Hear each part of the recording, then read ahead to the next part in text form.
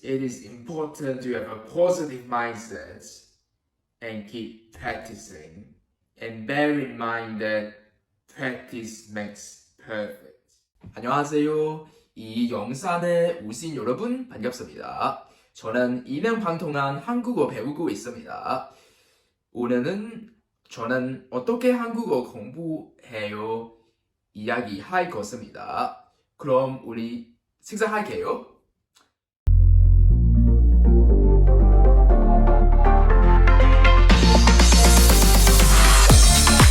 As you just heard in my Korean conversation, I started learning Korean a year and a half ago. I started learning Korean because I'm into Korean culture. I quite like watching K-dramas and listening to K-pop.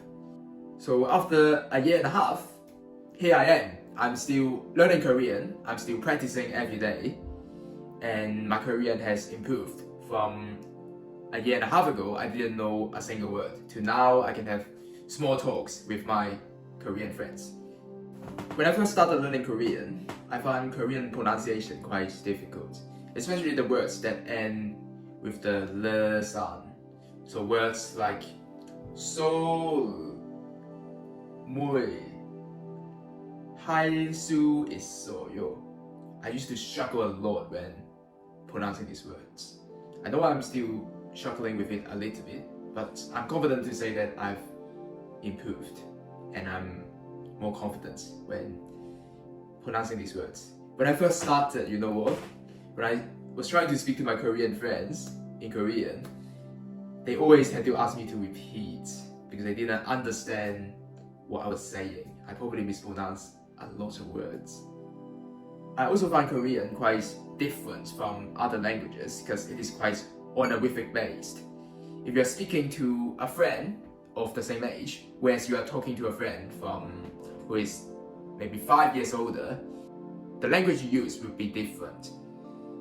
And also if you're speaking to your boss, if you're speaking to your grandparents, the language you use will be way more formal.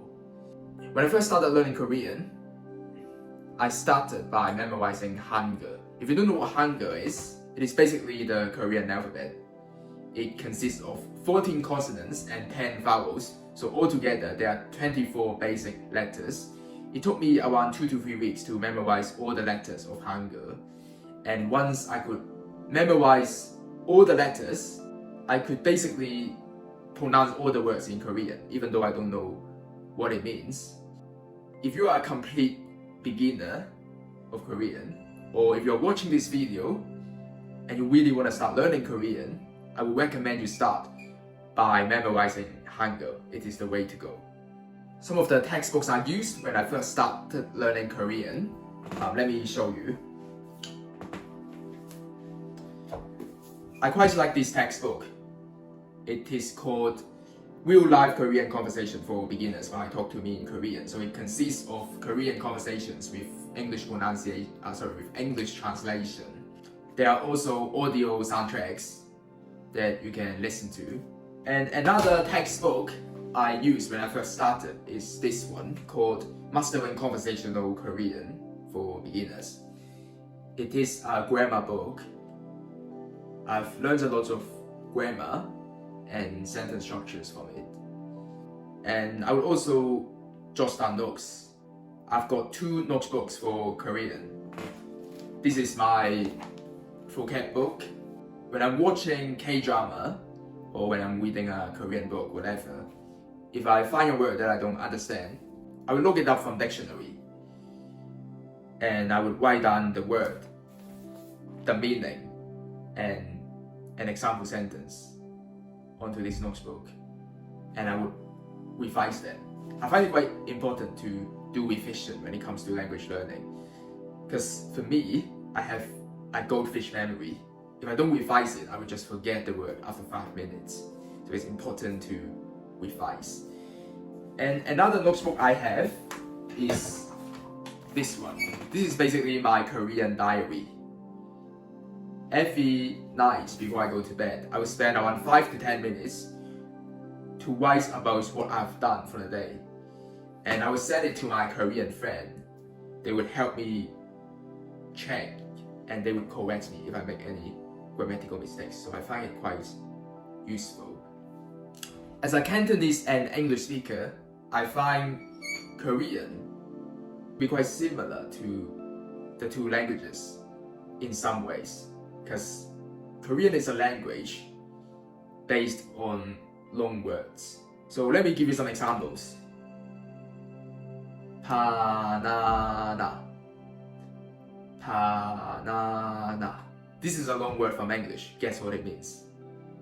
Yes, it means banana. Okay, let me give you another one. Apart. Apart. If you said apartment, you are right. Okay, one more. Guess. Juice. Juice. It means juice. It's pretty similar to English, isn't it? Okay, let me give you a bunch of Korean words that are similar to Cantonese. So in Korean, the word for time is 시간. 시간. In Cantonese, it would be 시간. In Korean, the word for student would be 학생. 학생. In Cantonese, it would be học生. It's very similar, isn't it? Okay, let's do one more. 대한민국. 대한민국. In Cantonese, it would be 다한민국. When it comes to learning a language, what I think is very important is you have to differentiate the way people speak in different regions. So let's say for Korean, the Korean spoken in the capital city, Seoul, is a little bit different from the Korean spoken in Busan. It's pretty much like English in the UK. People from England sound different from people from Wales. Let me give you an example. In Busan, people would say 밥 먹나? In Seoul, people would say 밥 먹었어? Another example, if you want to ask what are you doing in Busan, you would say 뭐 하누? In Seoul, they would say 뭐 해요? It's very different, isn't it? So my point here is that you really have to differentiate the different accents when you are learning a foreign language.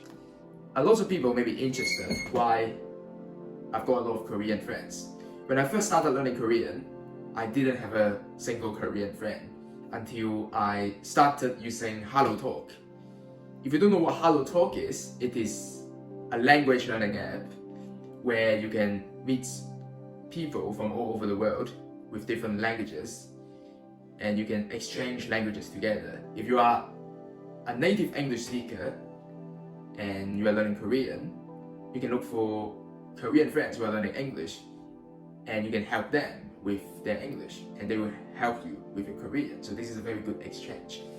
And I'm also glad that I could go on an exchange program in Korea last summer. I stayed in Busan for 3 weeks where I met some Korean friends and I'm still in touch with some of them. So if I got any questions about Korean, I would text them and they are very helpful.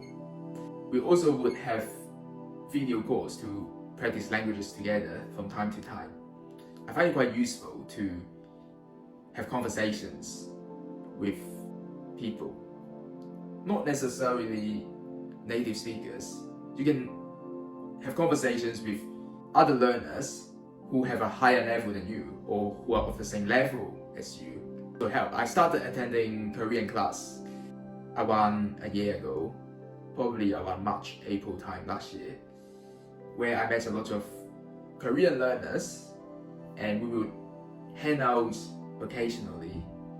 We try to speak to each other in Korean to practice together.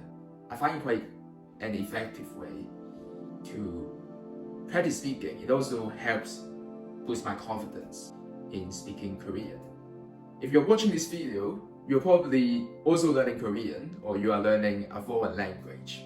I know this is a very long process. It is not easy. Your language skills will improve as you practice more. I believe in all of you. I believe everybody can improve. So if you are learning a foreign language, please let me know in the comments what language you are learning and how are you learning it. Please let me know in the comments. And if you haven't subscribed to my channel, please hit the subscribe button. I will be uploading a video a week. Please stay tuned and I will see you next time.